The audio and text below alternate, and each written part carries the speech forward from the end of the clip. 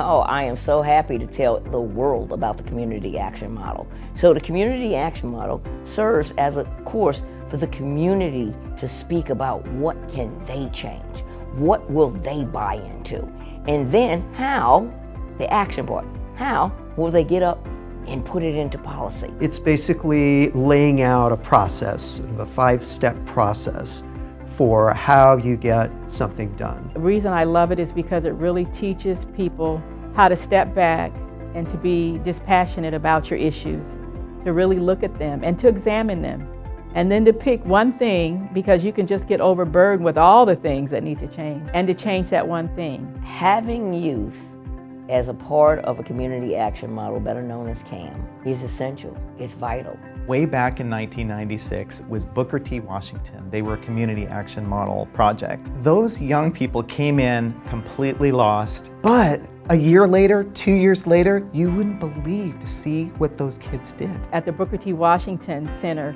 they brought to the attention beaties. There were these beaties that were being imported from India, and they were kind of seen as less harmful than cigarettes. They were cloves, and they were just taken off like wildfire in the community.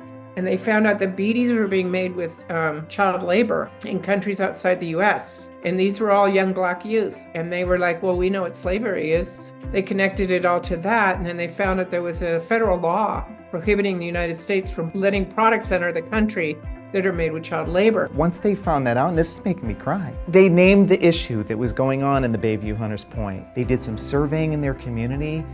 They diagnosed the issue, and then they looked at the results of their surveys and their interviews, and they found some what we used to call startling statistics that they could then present as part of an action, to take action for a policy.